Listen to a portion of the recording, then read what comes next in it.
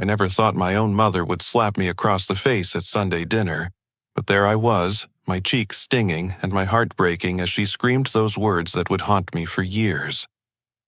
It all started when Mom suddenly put down her fork, looked directly at me, and said with complete seriousness, "Billy, I need you to give me your credit card right now. Your sister Amanda needs $250,000 immediately." When I refused and asked what the money was for, her hand flew across my face so hard it echoed through the dining room. "Get out of this house!" she yelled. Amanda just sat there smirking, nodding her agreement like I was some stranger who had overstayed his welcome. Growing up, I always knew I was different from my sister Amanda.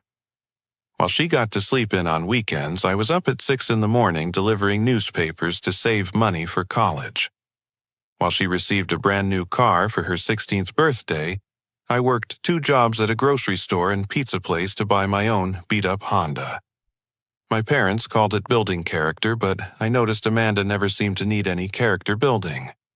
Through high school and college, this pattern continued. Amanda would announce some new dream, and Mom and Dad would open their wallets. First, it was art school, which lasted exactly 1 semester, before she decided painting was too restrictive for her creative spirit.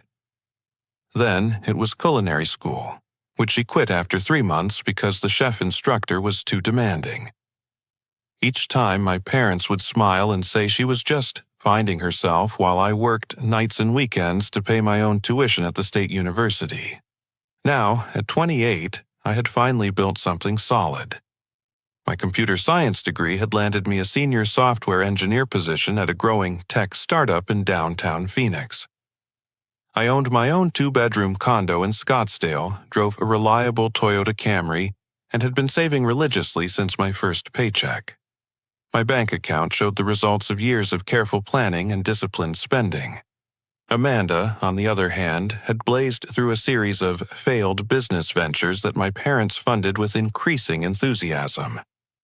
There was the boutique clothing store that closed after 8 months because she refused to track inventory or manage finances. Then came the catering company that went under when she spent the equipment money on a luxury vacation to Hawaii. Most recently, she had been talking about some revolutionary new business opportunity that would make her rich beyond imagination, though she remained mysteriously vague about the details.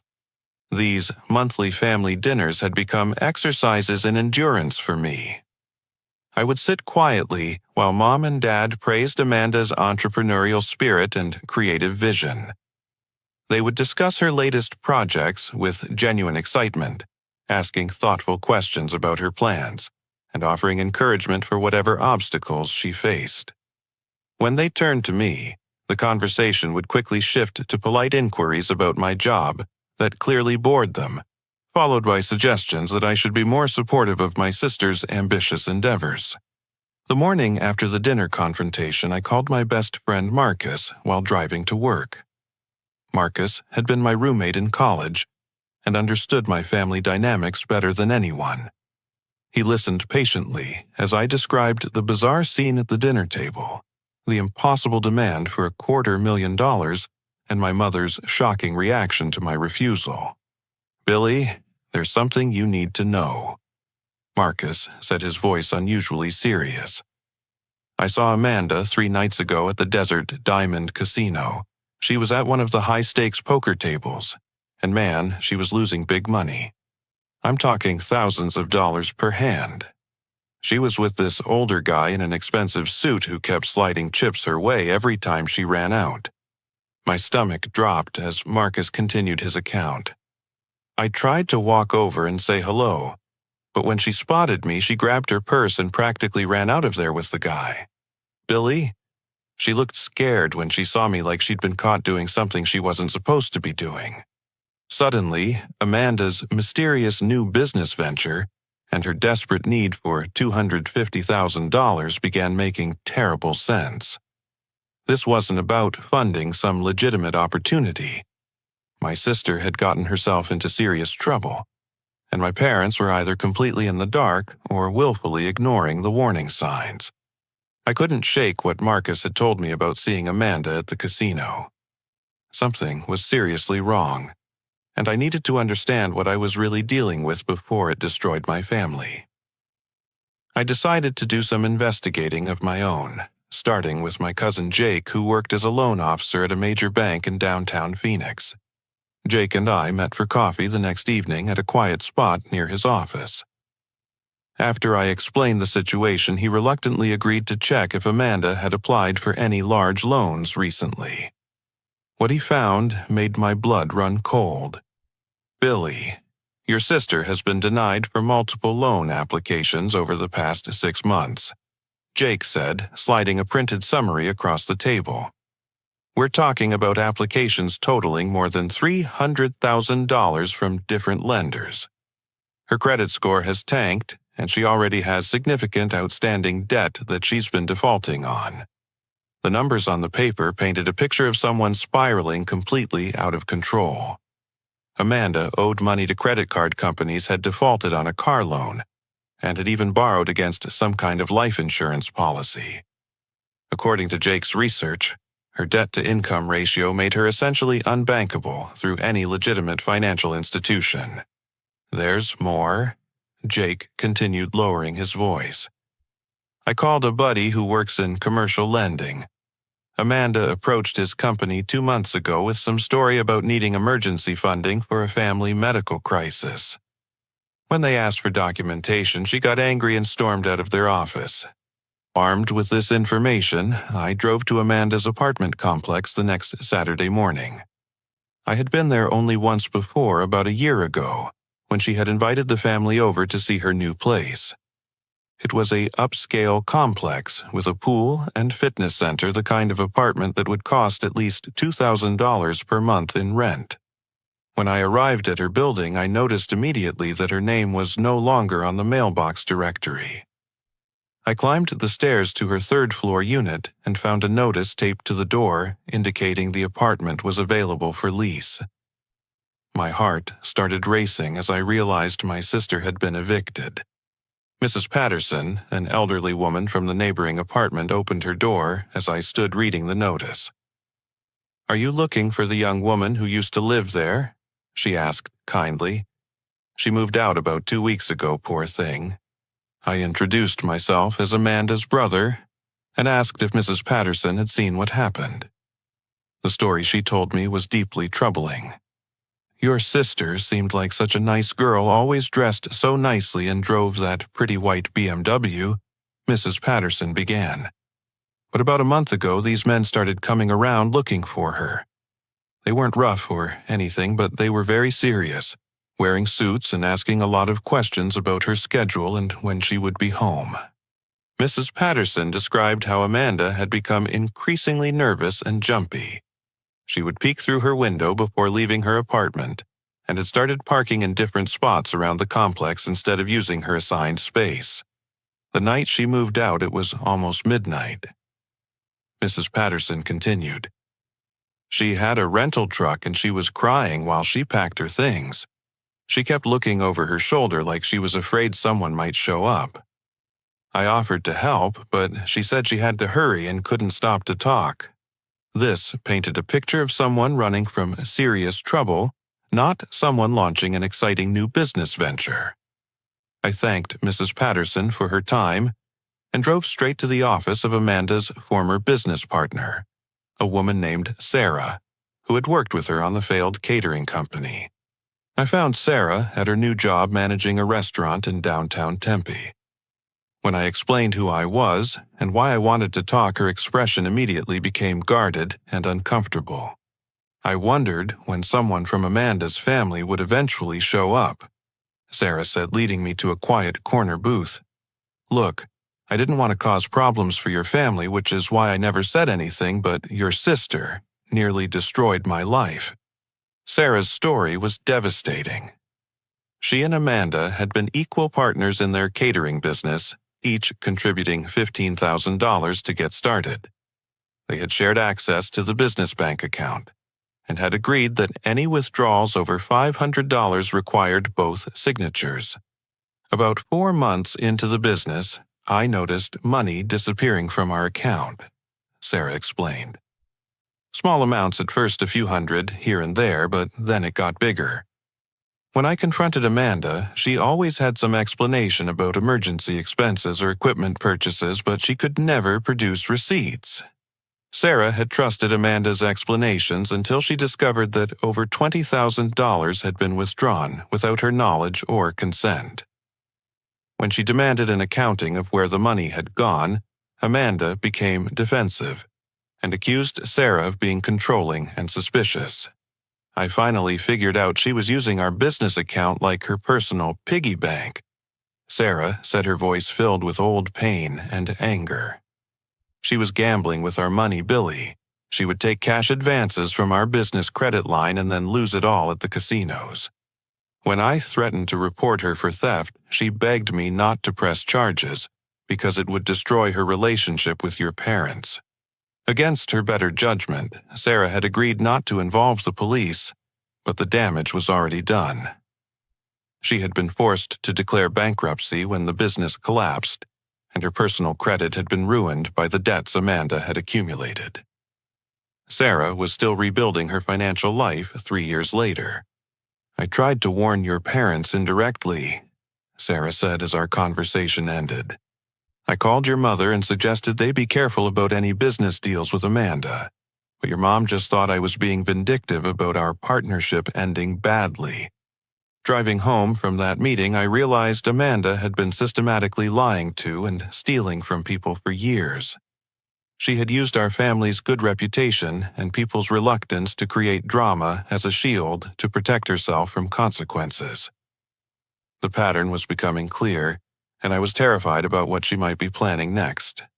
Armed with concrete evidence of Amanda's gambling addiction and history of theft, I decided it was time to have a serious conversation with my parents.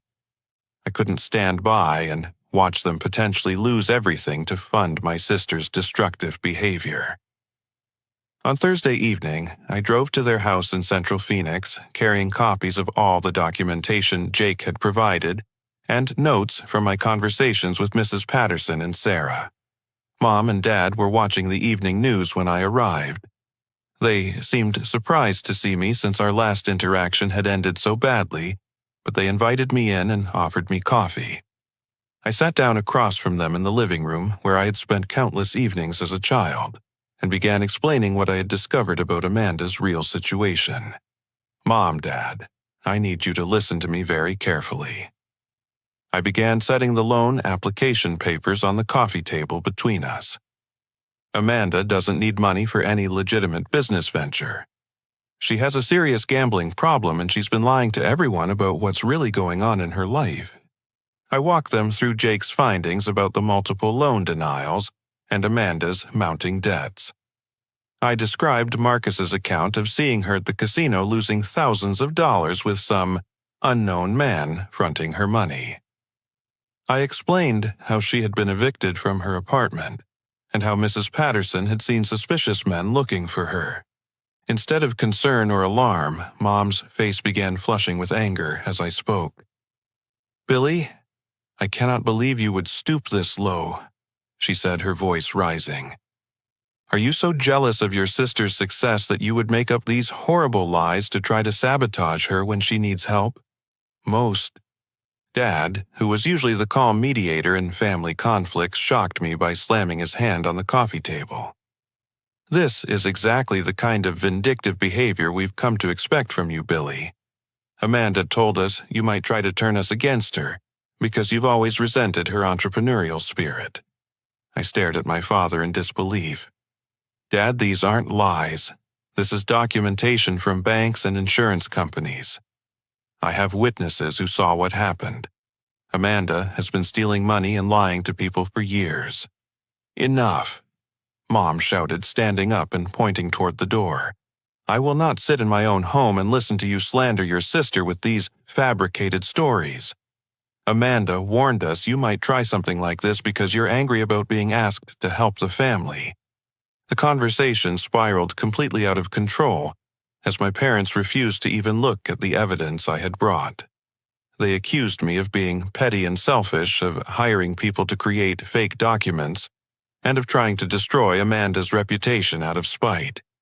Nothing I said could penetrate their absolute certainty that I was lying. Then, Mom delivered news that made my stomach drop to the floor. "Since you're so determined to believe the worst about your sister, you should know that your father and I have already taken steps to help her ourselves," she said defiantly. "We remortgaged this house 2 months ago to give Amanda money for her previous business expenses, and last month we took out a second loan against our retirement savings to help her again." Dad nodded grimly. "We're not wealthy people, Billy, but we believe in supporting our children when they're trying to build something meaningful. If you were in trouble, we would do the same thing for you." I felt sick as I realized my parents had already put their financial security at risk based on Amanda's lies. Their house, which they had owned for 25 years, was now leveraged to help fund my sister's gambling addiction. Their retirement savings, accumulated over decades of careful planning, had been converted into poker chips and casino debts. "How much money have you already given her?" I asked, dreading the answer. "That's none of your business," Mom snapped. "But if you must know, we've provided Amanda with nearly $100,000 over the past 6 months to help her establish her business operations." Before I could respond to this devastating news, my phone started ringing. The caller ID showed Amanda's name, which seemed like an impossible coincidence given what we were discussing. Against my better judgment, I answered the call and put it on speaker so my parents could hear. "Billy, thank God you answered." Amanda's voice came through the phone, sobbing and panicked. "I need you to listen very carefully because I don't have much time. These people who I owe money to, they grabbed me outside my apartment and they're holding me somewhere.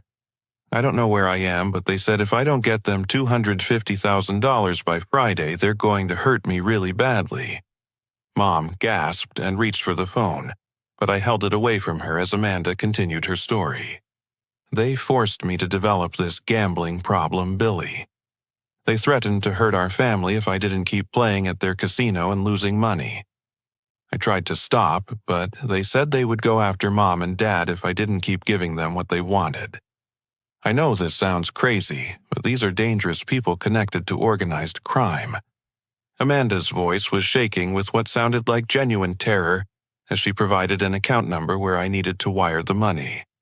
She claimed her captors were allowing her to make this one phone call to arrange payment, and if I didn't transfer the funds by Friday evening, she would disappear forever. "Please, Billy, I know I haven't been the best sister, but I'm begging you to save my life. These people aren't bluffing. They showed me what they did to someone else who couldn't pay, and I can't get those images out of my head."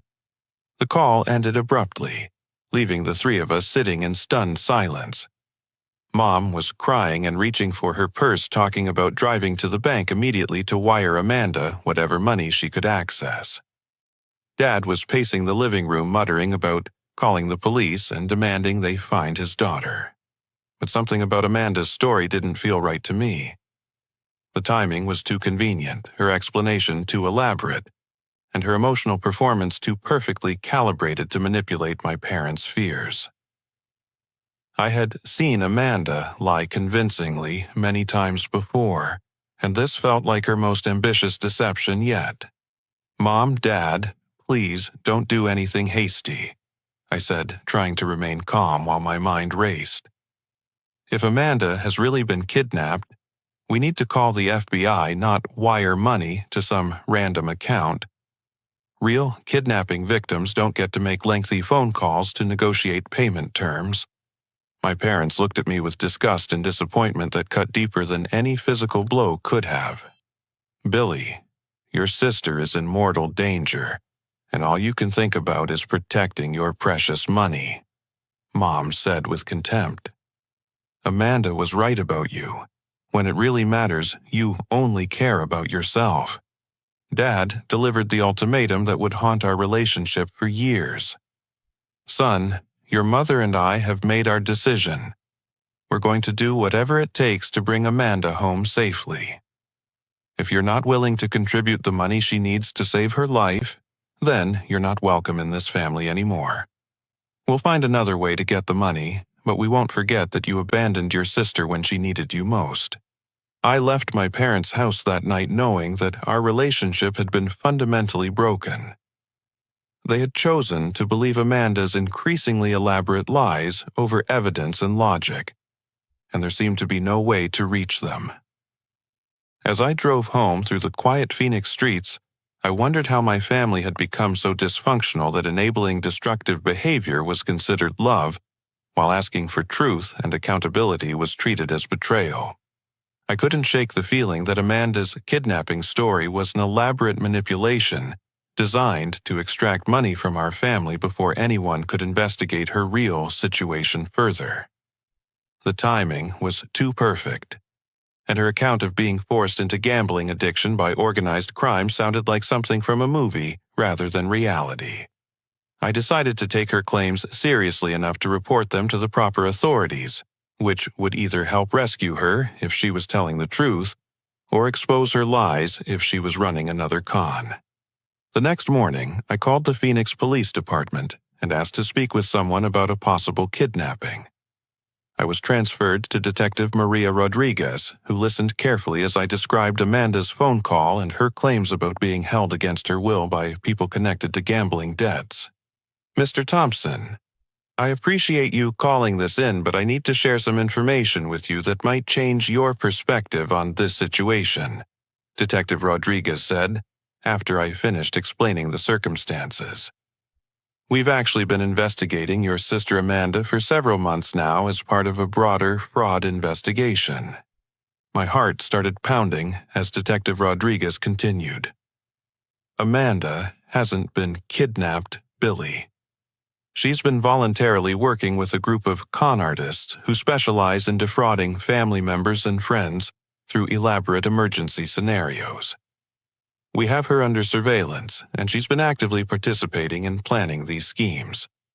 Detective Rodriguez asked me to come to the police station to discuss what I knew about Amanda's recent activities and to provide any documentation I might have about her financial situation. When I arrived 2 hours later, she showed me evidence that completely shattered my understanding of what my sister had become. "This is surveillance footage from yesterday afternoon, about 4 hours before Amanda made that panicked phone call to you," Detective Rodriguez said, turning her computer monitor toward me. The video showed Amanda sitting in an upscale restaurant in Scottsdale laughing and toasting champagne glasses with the same well-dressed older man Marcus had seen her with at the casino. Her name is actually Amanda Thompson, but she's been using several false identities when approaching potential victims, the detective explained. The man she's with is Robert Chen, and he's the leader of this fraud ring. They identify people with money and strong family bonds, then create elaborate crisis scenarios designed to extract large sums quickly before anyone can investigate too thoroughly. Detective Rodriguez showed me files on 3 other families who had fallen victim to Amanda's schemes over the past year. In each case, Amanda had befriended someone with wealthy relatives, then manufactured emergencies requiring immediate large cash transfers. She had claimed to be dying of cancer while asking one family for experimental treatment money. She had pretended to be trapped in a foreign country needing bail money from another family. The kidnapping story was just her latest creative scenario. "What makes your sister particularly effective is that she uses real emotional knowledge about her targets," Detective Rodriguez continued. "She knows exactly which buttons to push because she has genuine relationships with the people she's defrauding. Her own family represents her biggest potential payday because she understands your parents' psychology better than anyone." The detective explained that Amanda had been living in a luxury apartment in Scottsdale, under a false name, funded by money she had stolen from previous victims. The eviction from her old apartment had been staged to create evidence supporting her story about being in financial trouble. Even Mrs. Patterson's account of seeing suspicious men had been orchestrated with members of the fraud ring posing as creditors to establish Amanda's cover story. We've been building a case against this entire organization for months, Detective Rodriguez said. Your sister's phone call yesterday was recorded because we have warrants to monitor the phones of everyone involved in this ring. Amanda knew exactly where she was when she called you, and she was reading from a script that Robert Chen had prepared. I felt physically sick as the full scope of Amanda's betrayal became clear. She hadn't just been lying to our family about gambling debts or business ventures. She had been systematically manipulating people's emotions and exploiting their love for her as part of an organized criminal enterprise. Every tear she had shed, every desperate plea for help, had been carefully calculated to maximize the psychological pressure on her targets. Detective Rodriguez, my parents are planning to wire money to save Amanda's life, I said urgently. They've already mortgaged their house and used their retirement savings based on her previous lies. If they send more money now, they could lose everything they own. I'm afraid your parents may have already acted on Amanda's demands, the detective replied grimly. We've been monitoring the account number Amanda provided, and it received a wire transfer of $50,000 early this morning. The money was immediately moved through several offshore accounts, which is the standard process this fraud ring uses to make funds untraceable.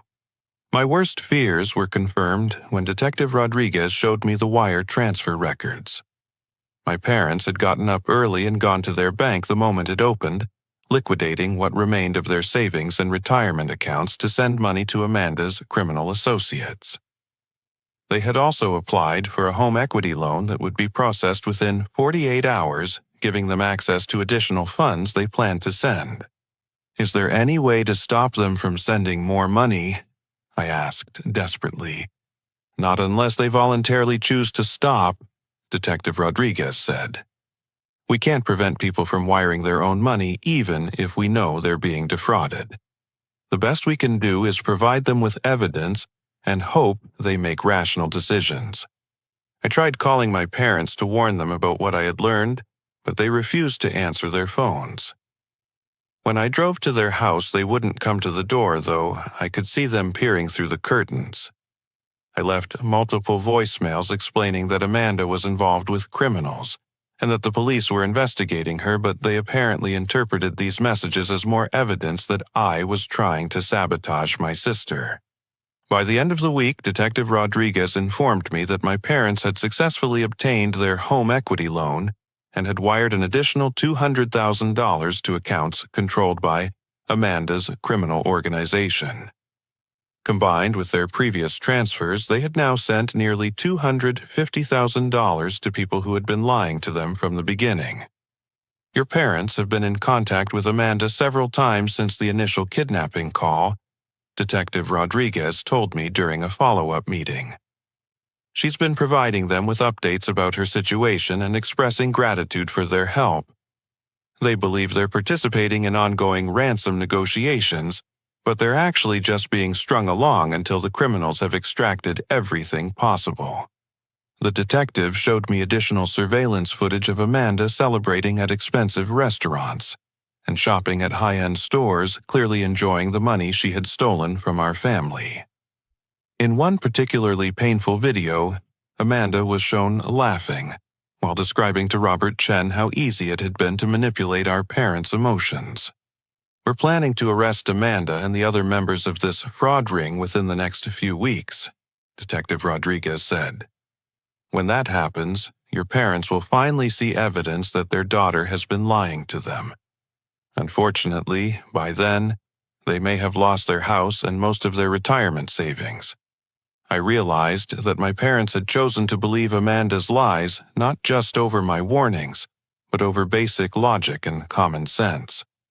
They were so invested in seeing her as a victim rather than a predator that they couldn't process any information that contradicted their narrative.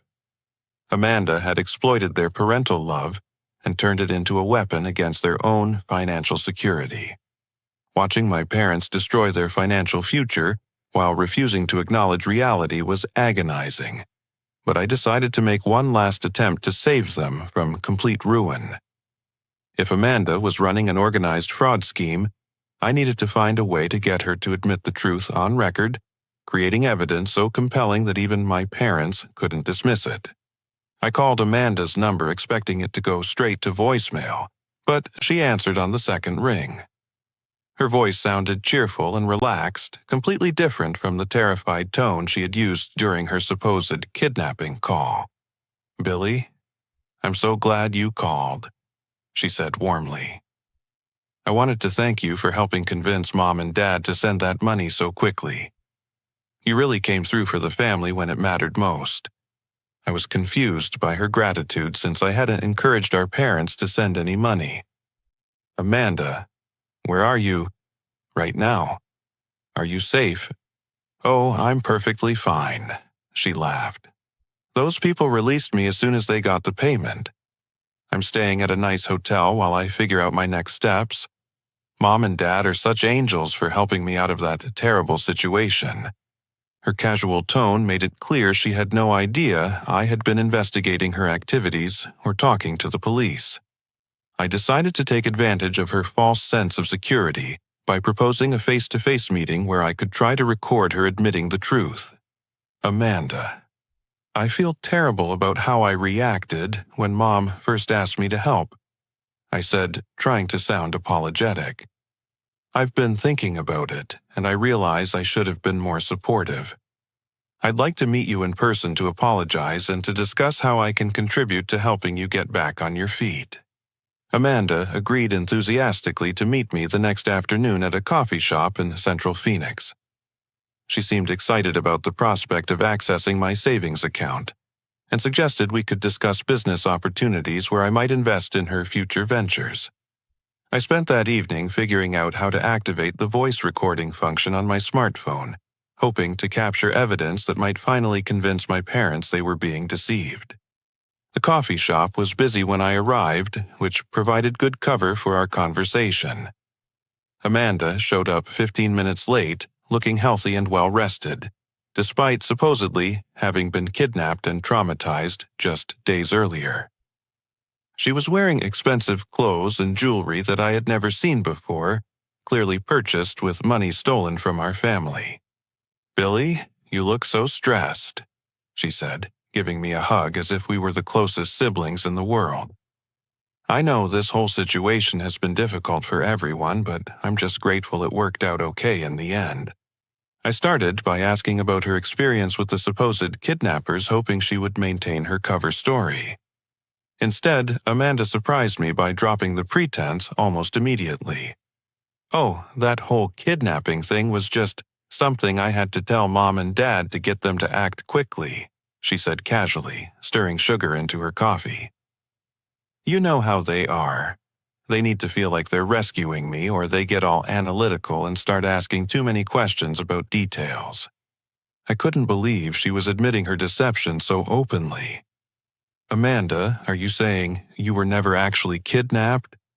She laughed, as if I had asked whether the sky was blue. "Of course I wasn't kidnapped, Billy. That was just a story I used because I needed money fast, and I knew Mom and Dad would respond to that kind of emergency scenario. I've gotten pretty good at figuring out which approach works best with different people." Amanda went on to explain her methods with disturbing pride and enthusiasm.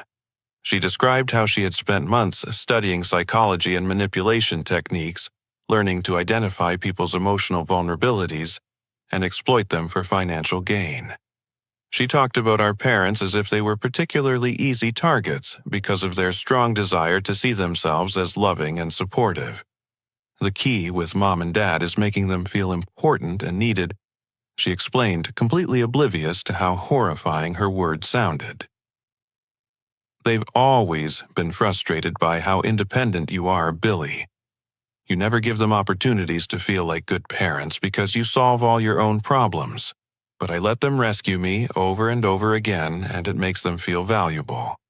I asked Amanda about her previous business ventures and whether any of them had been legitimate. She rolled her eyes and described them as practice runs for more sophisticated schemes. "That catering company with Sarah was just me, learning how to manipulate a business partner," Amanda said dismissively. I took her money to fund my real education, which was learning how to read people and control their emotions. Sarah was so naive and trusting that it was almost too easy. Amanda revealed that she had been working with Robert Chen's fraud organization for over 2 years, starting with small schemes targeting acquaintances and gradually working up to larger operations involving family members.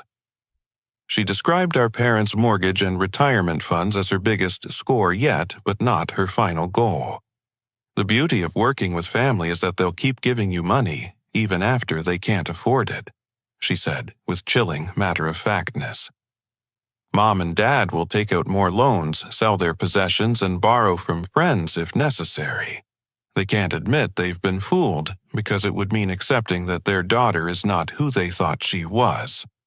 I felt like I was talking to a complete stranger who happened to share my DNA. The sister I had grown up with, despite all her flaws and selfishness, had never seemed capable of such calculated cruelty. This person, sitting across from me, was describing our parents' love as a resource to be mined until they had nothing left. Amanda, don't you care at all about what this is doing to Mom and Dad? I asked, genuinely trying to understand her mindset. They've put their house at risk and destroyed their retirement plans because they believe you're in danger. Her response revealed the depth of her psychological transformation. Billy, you've always been jealous because they love me more than they love you, she said with a cold smile. But you never understood why that is. It's not because I'm more talented or more deserving. It's because I make them feel needed while you make them feel useless. Amanda explained her twisted philosophy about family relationships, arguing that people who demand independence and refuse help are actually being cruel to those who want to provide support. According to her logic, she was doing our parents a favor by giving them opportunities to feel important and generous. You could have been part of this, Billy, she continued. Robert has taught me that every family has someone who can be turned into a resource if you approach them correctly. Your problem is that you think honesty is more important than making people happy. The conversation took an even darker turn when Amanda threatened me directly. If you try to interfere with my relationship with Mom and Dad by sharing what we've talked about today, I'll tell them that you attacked me at this meeting, she said calmly. I'll show up at their house with bruises and tears, claiming that you tried to force me to sign papers, giving you control of my finances. Who do you think they'll believe? I realized that Amanda had become someone genuinely dangerous, not just to our parents' financial security, but potentially to anyone who threatened her schemes. She had learned to weaponize people's emotions with the skill of a professional con artist, and she had no moral boundaries that would prevent her from destroying lives to get what she wanted. The recording on my phone captured every word of Amanda's confession, providing clear evidence of her fraud and manipulation. However, when I got home and tried to call my parents to play them the recording, I discovered they had already acted on Amanda's latest request for money. Detective Rodriguez called me that evening with devastating news. Billy, your parents wired another $75,000 this afternoon to an account controlled by the fraud ring, she said. They took out a personal loan using their car as collateral and cleaned out a joint savings account they had with your mother's sister. My parents had now transferred over $300,000 to criminals based on Amanda's lies. They had leveraged everything they owned and borrowed against assets that belonged to other family members. Even if the police successfully arrested Amanda and her criminal associates, the chances of recovering any meaningful amount of money were virtually zero. There's something else you need to know, Detective Rodriguez continued. We've been monitoring Amanda's communications, and she's planning to disappear soon. Her criminal organization typically extracts as much money as possible from victims and then vanishes before anyone can build a legal case against them. I realized that Amanda's coffee shop confession had been possible only because she was confident she would be gone before I could use the information against her. She had been testing whether I might become a problem that needed to be handled more aggressively. My parents would soon lose contact with their daughter entirely, but not before she had taken everything they had managed to accumulate over a lifetime of hard work. The weeks following Amanda's confession were among the most difficult of my life. I watched my parents struggle with mounting financial pressure while continuing to defend Amanda's character to anyone who would listen.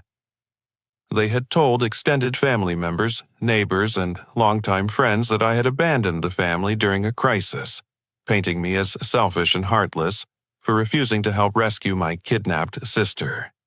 The social consequences of their narrative were devastating for me personally. My Uncle Tom, who had been like a second father during my childhood, stopped returning my phone calls after my parents told him I had refused to help save Amanda's life. My grandmother, who was 86 years old and had always been proud of my accomplishments, sent me a letter expressing disappointment that I had become so cold and money-focused. Cousins who had been close friends growing up began treating me like a stranger at family gatherings when they bothered to invite me at all. My parents' financial situation deteriorated rapidly as loan payments came due, and their income proved insufficient to cover their new obligations. They fell behind on their mortgage payments and received foreclosure warnings that they tried to hide from neighbors and family. The stress of their financial crisis began affecting their health, with Mom developing anxiety-related insomnia and Dad experiencing chest pains that required emergency room visits. 6 months after Amanda had supposedly been rescued from kidnappers, Detective Rodriguez called with an update that provided the first glimmer of hope in this entire nightmare. "Billy, I wanted to let you know that we finally made arrests in this fraud case," she said. Amanda and 4 other members of the criminal organization were taken into custody in Las Vegas as part of a coordinated operation involving multiple law enforcement agencies. Detective Rodriguez explained that Amanda had been arrested at a luxury resort where she had been living under a false identity using money stolen from my parents and other victims. When police searched her hotel room, they found evidence linking her to fraud schemes in 6 different states involving total losses exceeding $2 million.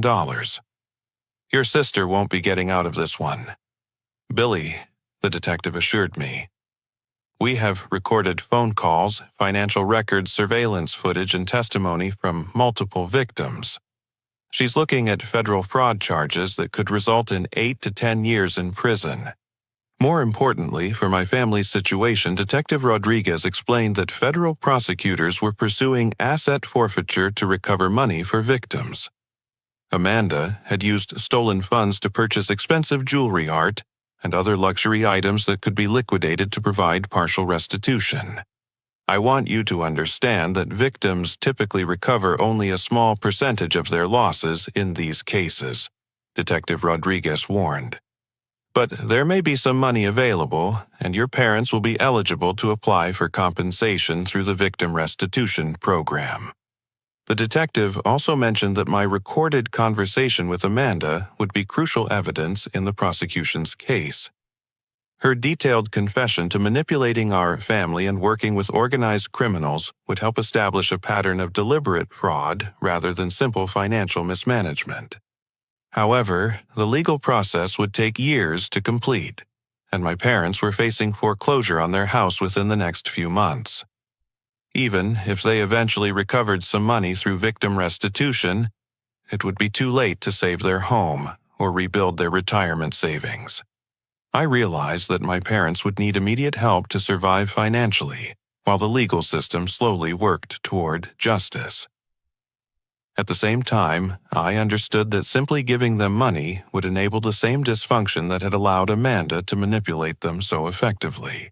They needed to face real consequences for their choices before they could learn and grow from this experience. After considerable thought, I developed a plan that would provide my parents with anonymous assistance while allowing them to experience accountability for their decisions. I began paying their utility bills directly to the companies, ensuring they had electricity, water, and heat without knowing where the payments were coming from.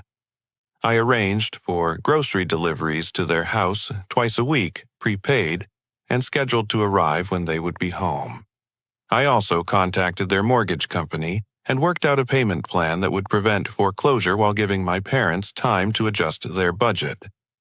I made the payments anonymously through a lawyer, creating a paper trail that protected my parents' home without revealing my involvement. These interventions kept my parents from becoming homeless or losing basic services, but they still had to deal with the stress and uncertainty of their financial crisis. They were forced to sell their car and buy an older, less reliable vehicle. They had to give up cable television, restaurant meals, and other conveniences they had taken for granted. They learned what it felt like to worry about money and to make difficult choices about spending priorities. During this period, I also began documenting everything I knew about Amanda's crimes and their impact on our family. I wrote detailed accounts of her history of manipulation, her confession to fraud, and the progression of lies she had used to extract money from our parents. I contacted other victims of her schemes and began building a comprehensive record of her criminal activities. My goal was to create a resource that would help my parents eventually understand how they had been manipulated and what warning signs they had missed. I also wanted to help other families avoid falling victim to similar schemes by sharing what I had learned about the psychology of fraud and emotional manipulation. I reached out to Sarah, Amanda's former business partner, and helped her connect with Detective Rodriguez to provide testimony about Amanda's early criminal behavior. Sarah's story about the theft from their catering company business account provided important evidence about Amanda's long-term pattern of exploiting trust and manipulating people's desire to avoid conflict. Most importantly, I began the difficult process of rebuilding my own life while maintaining appropriate boundaries with my family. I started therapy to work through the trauma of being rejected and vilified by people I loved for trying to protect them from harm. I learned strategies for managing relationships with family members who had proven they would choose comfortable lies over difficult truths. I also focused on my career and personal relationships, strengthening connections with people who valued honesty and integrity. I had been so focused on trying to rescue my family that I had neglected friendships and professional opportunities. I began investing energy in relationships that were based on mutual respect rather than manipulation and obligation. The waiting period before Amanda's trial was emotionally challenging, but it also provided time for reflection and healing. I came to understand that my parents' rejection of me said more about their psychological limitations than about my character or behavior. I learned that protecting myself from toxic family dynamics wasn't selfish but necessary for my own mental health and growth. 5 years passed between the night I walked out of that devastating family dinner and the phone call that would finally bring resolution to our family's crisis. During those years, I had built a successful tech company with my college girlfriend Rachel, who became my wife in a small ceremony attended by friends and chosen family. We had created a life based on honesty, mutual support, and shared values that felt completely different from the dysfunction I had grown up with. My parents had survived their financial crisis, but just barely. They had lost their family home to foreclosure despite my anonymous assistance, and had moved into a modest 2-bedroom apartment in a less expensive neighborhood. Dad had been forced to return to work part-time at age 68, taking a job at a hardware store to help cover their basic expenses. Mom had started cleaning houses for neighbors' work that was physically demanding, but provided enough income to supplement Dad's wages. The stress of their financial struggles had taken a toll on their health and their relationship with each other. They had been forced to confront the reality that their retirement dreams were gone and that they would probably need to work for the rest of their lives. However, this period of hardship had also begun teaching them lessons about distinguishing between wants and needs, and about the importance of financial planning and skeptical thinking. I had maintained minimal contact with my parents during these 5 years, sending birthday cards and holiday greetings, but avoiding deeper involvement in their lives. This wasn't out of anger or resentment, but from a recognition that our relationships needed clear boundaries to prevent further manipulation and dysfunction. I continued providing anonymous help with their most basic needs, but I didn't reveal my involvement or expect gratitude for my assistance. The phone call came on a Tuesday morning in October, while Rachel and I were having coffee and planning our workday. My phone showed 35 missed calls from Mom, which immediately triggered anxiety since my parents typically called only on holidays or in emergencies. When I finally answered, Mom was crying so hard I could barely understand what she was saying. "Billy, I need to see you," she managed between sobs. "Something has happened with Amanda and your father, and I have been completely wrong about everything. We need to apologize to you, and we need to explain what we've learned."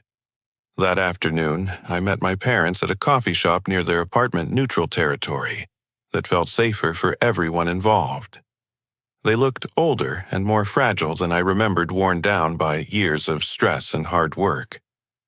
But there was something different in their eyes, a clarity and humility that I had never seen before. "Amanda was sentenced yesterday," Dad began quietly. 8 years in federal prison for fraud and conspiracy. The judge read a statement describing all the families she had destroyed and all the money she had stolen.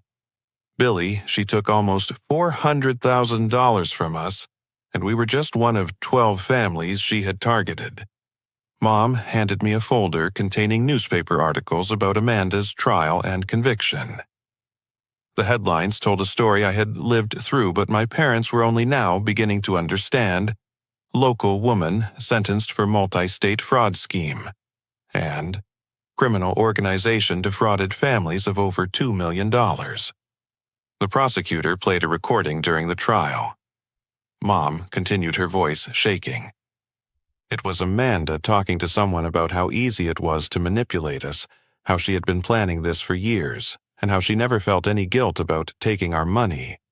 I recognized the description of my coffee shop conversation with Amanda, the recording that had captured her detailed confession to fraud and manipulation.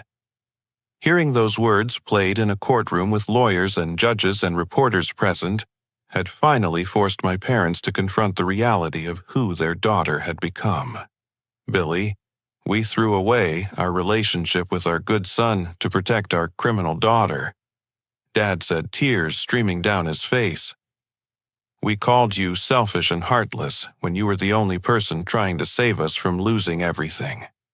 We chose to believe lies instead of evidence, and we hurt you in ways we can never fully repair." Mom reached across the table and took my hand. "We know now that someone has been helping us survive these past 5 years," she said softly.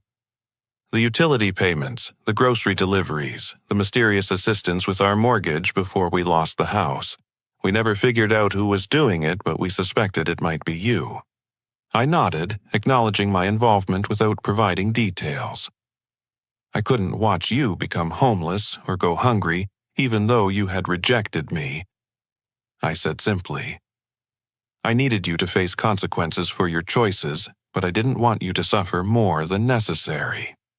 The conversation continued for 3 hours, as my parents shared everything they had learned about Amanda's criminal activities and their own role in enabling her destructive behavior. They had attended counseling sessions for fraud victims where they learned about the psychological techniques used by con artists to exploit family relationships and emotional vulnerabilities. "We understand now that Amanda targeted us because she knew we wanted to feel important and needed," Mom explained. "She gave us constant opportunities to rescue her, which made us feel like good parents, even though we were actually enabling terrible behavior." Dad described how they had come to realize that my independence and success, which they had interpreted as rejection of their help, was actually a sign of healthy development and strong character. "You never needed us to rescue you because you had learned to solve problems and take responsibility for your life," he said. "That should have made us proud, not resentful." My parents didn't ask for money or expect me to solve their ongoing financial problems.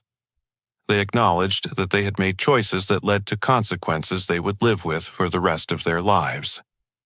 But they wanted to rebuild our relationship based on honesty, respect, and realistic expectations rather than manipulation and fantasy. "Oh, we can't change what we've done," Billy, Mom said, as our conversation drew to a close. "But we want to spend whatever time we have left trying to be the kind of parents you deserve to have. We want to learn from our mistakes and become people you can trust and respect." I agreed to begin rebuilding our relationship gradually with clear boundaries and honest communication. I offered to help them find better jobs and more affordable housing, but only if they committed to transparency about their finances and decision-making. I also insisted that they continue counseling to work through the psychological issues that had made them vulnerable to Amanda's manipulation. Over the following months, my parents proved their commitment to change through consistent actions rather than just words. They found better-paying jobs, moved to a nicer apartment, and began rebuilding their savings through careful budgeting and financial planning. They started therapy to understand their parenting mistakes and learn to appreciate my stability instead of resenting it. We established a new tradition of monthly family dinners, where Rachel and I cooked for my parents, and we shared updates about our lives and goals. These meals felt completely different from the dysfunctional gatherings of the past, characterized by honest communication, mutual respect, and genuine care for each other's well-being. 6 months after Amanda's sentencing, we received notice that some money would be available through victim restitution, as prosecutors liquidated assets purchased with stolen funds. My parents were eligible to recover about 15% of what they had lost, enough to provide a small cushion for emergencies, but not enough to restore their retirement security. "We're grateful for anything we can recover," Dad told me when we received the restitution paperwork. "But we've learned that our happiness doesn't depend on having lots of money or living in a big house. We're happier now in our small apartment than we were when we were lying to ourselves about Amanda." The most healing moment in our reconciliation came when my parents attended Rachel's and my 5th wedding anniversary celebration. They had missed our original wedding because they were estranged from me at the time, but they were able to be present for our anniversary renewal of vows. Seeing them celebrate our relationship and express genuine pride in the life we had built together felt like a gift I had never expected to receive. Amanda wrote letters from prison that none of us chose to read. According to Detective Rodriguez, these letters typically contained manipulative attempts to portray herself as a victim of circumstances and to generate sympathy for early release. We decided that maintaining no contact was the healthiest choice for everyone involved. The experience taught me that sometimes the greatest act of love is allowing people to face the consequences of their choices, because only through accountability can genuine healing and transformation occur. Enabling destructive behavior, even with good intentions, ultimately hurts everyone involved and prevents the growth that comes from learning hard lessons. My parents learned that supporting your children doesn't mean believing everything they tell you or funding every request they make. Real love requires discernment, boundaries, and sometimes the courage to say no when someone you care about is engaging in self-destructive behavior. Our family is smaller now, but it's healthier and more honest than it has ever been. We've learned to value integrity over harmony, truth over comfort, and accountability over enablement. The painful journey through Amanda's betrayal and its aftermath ultimately brought us closer together by teaching us what authentic family relationships should look like. Rachel and I now have 2 young children who are growing up in a family environment, characterized by honesty, responsibility, and unconditional love that doesn't excuse harmful behavior. My parents are devoted grandparents who have learned from their mistakes and are committed to supporting healthy development rather than enabling dysfunction. The story of our family's crisis and eventual healing has become something I share with other people who are dealing with similar situations involving fraud manipulation and family dysfunction. The lessons we learned about recognizing emotional manipulation and maintaining appropriate boundaries have helped other families avoid the mistakes we made and recover more quickly from betrayals. Have you ever had to choose between protecting someone you love and protecting them from the consequences of their actions? How do you balance family loyalty with personal boundaries when someone you care about is engaging in destructive behavior? I'd love to hear your thoughts and experiences in the comments below. If this story resonated with you, please give it a like and share it with others who might benefit from hearing about our journey. Don't forget to subscribe for more stories about overcoming family challenges and building healthier relationships. Thank you for listening to our story, and I hope it provides encouragement for anyone who is struggling with similar difficult family dynamics. Remember that choosing truth over comfort is always the path toward genuine healing and growth.